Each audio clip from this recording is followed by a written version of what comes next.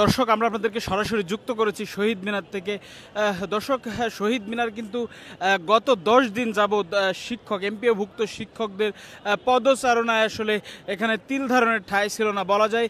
কিন্তু এই কিছুক্ষণ আগে কিন্তু মন্ত্রণালয় থেকে যে প্রজ্ঞাপন জারি করা হয়েছে, সেই প্রজ্ঞাপন জারির পরে কিন্তু শিক্ষকরা আসলে তাদের আন্দোলন প্রত্যাহার করে নেওয়ায় তারা কিন্তু আসলে ফিরে যাচ্ছেন। আপনারা দেখতে পাচ্ছেন শিক্ষকরা কিন্তু আন্দোলন প্রত্যাহারের পরে কিন্তু তারা আসলে বিভিন্ন প্রতিষ্ঠানে তারা আগামীকাল থেকে আসলে তারা ফিরে যাবেন। এবং আপনারা দেখতে পাচ্ছেন শিক্ষক নেতা দেলোয়ার হোসেন আজিজি তিনি কিন্তু ফিরে যাচ্ছেন।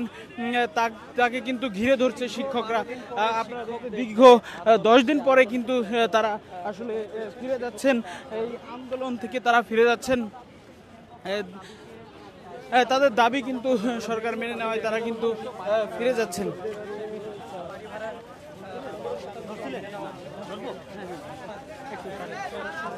দর্শক দেখছেন, বিজয়ের নায়ক আমাদের বিজয়ের নায়ক স্যার একটু লাইভে এসেছেন, বলেন স্যার এই যে বিজয়টা হলো বা আপনাদের যে অর্জনটা, একটু তো প্রতিক্রিয়াটা জানাতেন কতটা আনন্দিত বা কতটা প্রতিফলন হলো?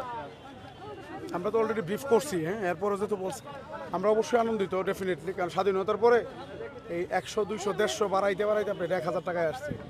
আর 1000 আপনার ফিক্স টাকা থেকে আমরা 15% যাওয়া অবশ্যই একটা বড় ল্যান্ডস্লাইড ভিক্টরি মনে করি। এটা আমরা খুশি, সরকারের প্রতি আমাদের কৃতজ্ঞতা, উপদেষ্টা মহোদয়, শিক্ষা অর্থ সচিব মহোদয় যারা আছেন, তারপর আপনার প্রধান উপদেষ্টা মহোদয়, রাজনৈতিক দলগুলো যারা এসেছেন, একাত্মতা ঘোষণা করেছেন, তারপরে আপনার আমাদের ডাকসু এগুলো যারা আসছেন, প্রাথমিক শিক্ষক সমিতির সংগঠনের নেতৃবৃন্দ আসছেন, বিশ্ববিদ্যালয়ের শিক্ষকরা আসছেন, আমরা সবার প্রতি কৃতজ্ঞ। স্যার এই যে দীর্ঘদিন আপনারা এখানে থাকলেন শহীদ মিনারে, সেই স্মৃতিটা আসলে কতটুকু কাজ করবে সামনের দিনে? এটা তো সারা জীবনের একটা স্মৃতি হয়ে থাকবে। আর আপনারা দেখছেন এটা আন্দোলন ছিল না, এখানে একটা মিলন মেলার মতো ছিল। আমার কাছে মনে হয়েছে মানে এখানে ঈদ হইলে বিভিন্ন জায়গা থেকে নিজের ভাই বোন আসলে যেমন মনে হয় এমন, কেউ কবিতা আবৃত্তি করতেছে, কেউ গান গাইতেছে। আমার কষ্ট হয়েছে অনেক, কিন্তু আমি উপভোগ করেছি এটা আন্দোলনটাকে। আর বাংলাদেশের ইতিহাসে এমন অভূতপূর্ব ঐক্য শিক্ষকদের মধ্যে, দল মত পথ সংগঠন নির্বিশেষে সবাই এসেছেন, এজন্য আমি সবার প্রতি কৃতজ্ঞ। আর আমাদের এই যে এটাকে অর্জনকে আমরা যারা আমাদের এই অর্জনের ক্ষেত্রে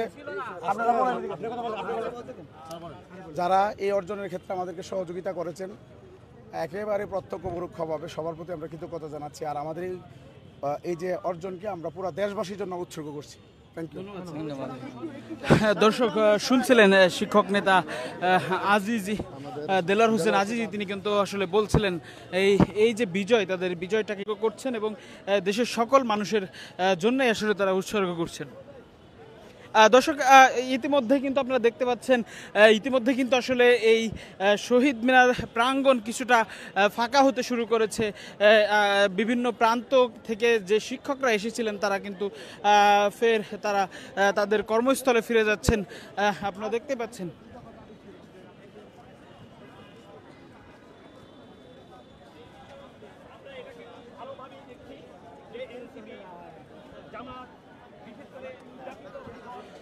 দেখছেন দর্শক, এখানে কিন্তু শিক্ষকদের অবস্থান কিন্তু প্রায় কমে এসেছে। আমরা দেখতে পাচ্ছি শিক্ষকরা কিন্তু প্রতিষ্ঠানে ফিরে যাচ্ছেন। আমরা আসলে আরও কয়েকজন শিক্ষকের সাথে কথা বলবো, তাদের অনুভূতি আসলে বোঝার চেষ্টা করব তারা আসলে কতটুকু সন্ধ্যায় হয়।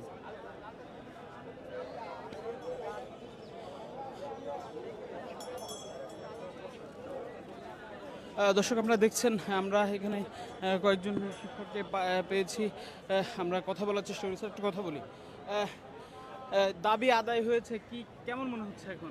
দাবি আদায় হয়েছে, আলহামদুলিল্লাহ আমরা খুশি। সরকারের যে সক্ষমতার অভাবের পরেও আমাদের 10 দিনের আন্দোলনের ফলশ্রুতিতে সরকার যে এটা মেনে নিচ্ছে, আমরা আলহামদুলিল্লাহ অনেক খুশি। তবে সরকারের কাছে আমাদের প্রত্যাশা যে সামনের যে বাজেট আসবে, এই বাজেটে ধীরে ধীরে আমাদের যে বৈষম্যগুলো আছে সব বৈষম্যগুলো শেষ করা হবে।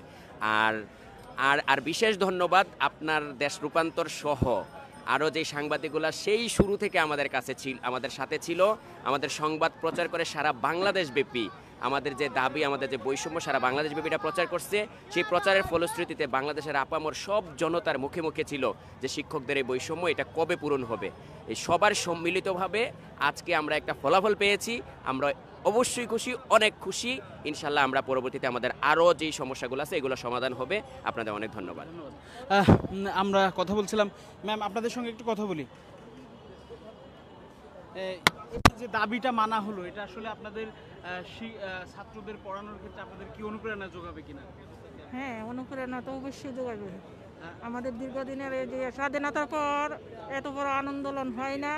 এই আন্দোলনে আমাদের শিক্ষক সমাজের যে বিজয় লাভ করেছি, ইতিহাসে এটা স্মরণীয় হয়ে থাকবে।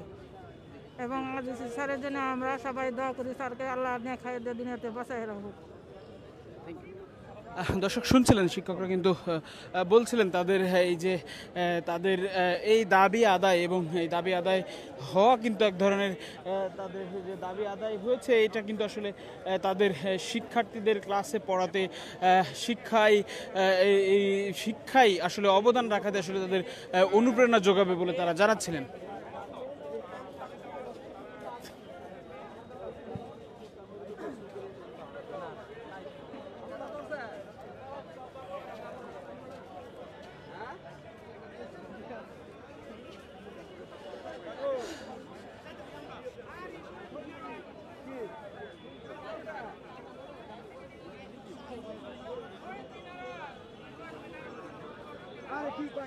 দর্শক, শহীদ মিনার থেকে আমরা আপনাদের শিক্ষকদের যে শিক্ষকদের আন্দোলন সেই বিষয়ে সর্বশেষ পরিস্থিতি জানিয়েছিলাম।